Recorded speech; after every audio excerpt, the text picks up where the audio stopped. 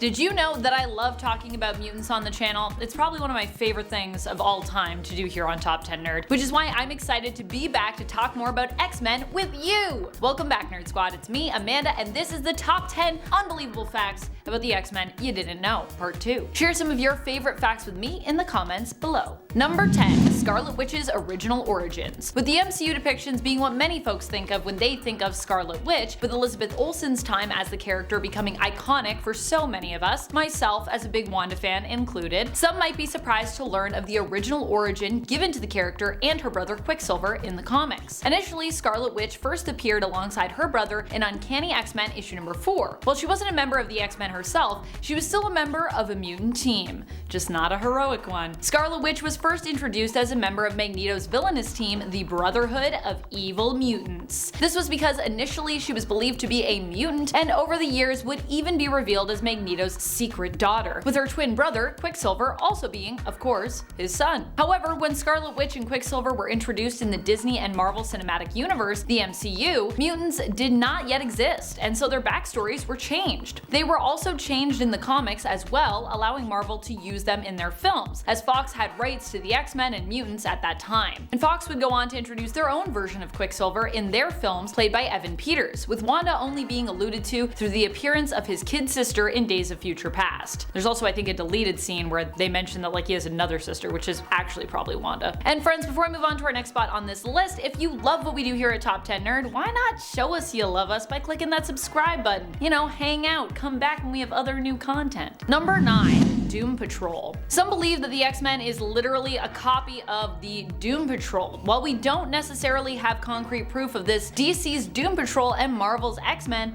do share a lot in common, admittedly, including the time that they were both released around. Marvel's X-Men first appeared in their own series in September of 1963, whereas DC's Doom Patrol first appeared in My Greatest Adventure in issue number 80 in June 1963. June, so a few months before. Both teams had older gentlemen guiding a group of eccentric youngsters with fascinating powers. Both of those mentors were also bound to wheelchairs. For DC, it was Niall Calder, known as the Chief. For Marvel, it was Charles Xavier, aka Professor X. Some believe the fact that both were released so close together means that it would be impossible for Marvel to have copied DC, because they would have already been working on that book at the time. But at the same time, the Marvel method, known for speeding up production times, may have made this actually possible. Add in the fact that much of what Marvel made was inspired by DC's works and characters and vice versa, and there were a lot of creatives moving back and forth between the two areas, and it goes from seeming somewhat unlikely to definitely a possibility, at least. Number 8. Scarlet Witch has never joined. Surprisingly, despite being first established as a mutant and Magneto's daughter, Scarlet Witch herself has never served on the X-Men team, or any X-Men adjacent team for that matter. The only mutant-based team she was ever a part of was the Brotherhood of Evil Mutants. After moving from reluctant villain to hero, Wanda instead joined up with the Avengers, also alongside her brother Quicksilver, who has also been a member of the Avengers team. While Quicksilver was never an X-Men team member either in the comics, he has been a member of a few different iterations of X-Factor. And in the X-Men films, he was granted membership to the mainstay team of X-Men, and is actually probably one of the most powerful members of that team, in my opinion. Number 7. Professor X is a creep. Don't believe me? Just go back and read or reread issue number 1 of X-Men. Yeah, while a lot of people might cite later issues from the Joss Whedon days of X-Men where Professor X's creepiness and darkness was really brought to light, I say this sense with Professor X, for me,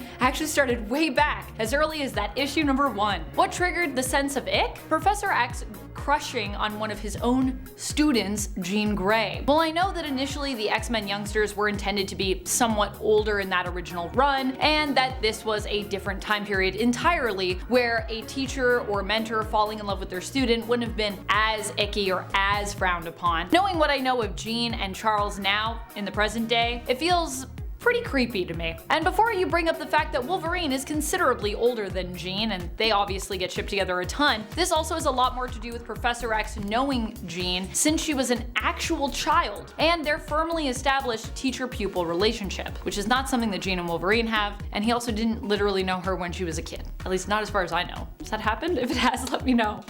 That would also be creepy though. Number 6. X Factor. While today X Factor has become more well known as being a mutant detective agency, this isn't actually how they started out at all. After the original team of X-Men had shifted in the 80s and 90s, introducing us to an all-new lineup, Marvel decided they also wanted to pay homage to the original roster by bringing the team back together. The problem was, they already had a popular X-Men team that had different yet extremely popular mutants as members. So instead of changing the roster, they simply introduced a secondary one. To avoid confusion, this team would be known as X Factor, which was basically just the original X-Men team returned, featuring Cyclops, Marvel Girl, Beast, Angel, and Iceman. It wasn't until much later that the X Factor team would turn from simply OG X-Men to a detective agency with an entirely new roster of mutants. X Factor initially was a government-funded team whose front was acting as mutant hunters, when in reality they would actually be tracking down new mutants, which they would then take in and train, because they themselves were mutants. But you know, shh, don't tell the government. Ooh. Number 5. Miss Marvel's secret origins. Did you know that Miss Marvel's Kamala Khan was initially designed to be a mutant? It's true. While she has never been a member of the X-Men prior to now, she was recently killed in the comics and resurrected so she could get the origin that her creators originally intended her to have. So I'm sure when people were like, wait a minute, but isn't she supposed to be an Inhuman? She was, but that was actually, they didn't even want that to be the thing. And they also probably changed it in the comics so that her origin can match up with her MCU counterpart's origin. In case you missed it, in the Miss Marvel Disney Plus streaming series, it was suggested at the end that Kamala was likely a mutant, which is in part where her powers and abilities come from. And a lot of people were upset about that, but really that was the intention of the creators at the time, so it wasn't them changing it in the MCU, it was actually them going back to what they originally wanted for her in the comics, but then they had to make her an Inhuman. At the time of her creation in the comics, Marvel was trying to focus more on the Inhumans and promoting them, as they didn't really have the rights to the X-Men. In order to maximize profits, they decided to promote the Inhumans, trying to make them as big as the X-Men were, while downplaying the X-Men team and mutants at that time. So although her creators, Sana Amnat, Stephen Wacker, G. Willow Winson, Jamie McKelvey, and Adrian Alphona, wanted her to be a mutant, instead Marvel made her an Inhuman with the Terrigen Mists that were released on Earth, which activated her abilities. But not anymore. Now she's a mutant. Number 4. First X-Men script. While the first X-Men film wouldn't end up being released until 2000, did you know that there was a film in the works since as early as the 1980s? And guess who wrote the script? None other than comic book legends Jerry Conway and Roy Thomas. Supposedly, the film would have seen some of the most famous mutants of the day take on an evil organization known as Proteus. The X-Men team would have been led by Professor X before the incident that resulted in him losing the use of his legs. It also would have featured Cyclops, Wolverine, Storm, Kitty Pryde, Nightcrawler, and Colossus on the team. Interesting. Kinda wanna read that script. Number 3. The First Mutants. Do you know who the first real mutants are? Now, we're not talking about Namor the Submariner, first mutant to appear in Marvel Comics. Instead, we're going back in Marvel continuity history about 2 billion years ago into the past to the ancient mutant civilization of Threshold. In the beginning of the second volume of Marauders, we actually find out that the mutants of Threshold, known as the Enriched, were the first mutants. Even more intriguing, one of the lone survivors of the civilization was Okara, who would go on to become the ancient sentient mutant island known throughout mutant history. Number 2. Living Island. The island that the mutants currently live on, in fact, is Okara, or rather, a part of Okara. Okara actually split in twain later on to become 2 separate entities, Krakoa and Arakko. Krakoa ended up on Earth, while Arakko for a long while was confined to Otherworld, overrun by the demons of Amenth, while the mutants of Arakko tried to basically defend their land. That's right, it's not just an island in itself, but it's also literally a mutant. Well, a sentient mutant island, I guess. When establishing Krakoa, Professor X and Magneto recruited the help of Cypher, who was able to scout ahead to use his powers to communicate with Krakoa and see if they could come to some agreement in regards to the island becoming the home for the mutant nation that they were seeking to establish.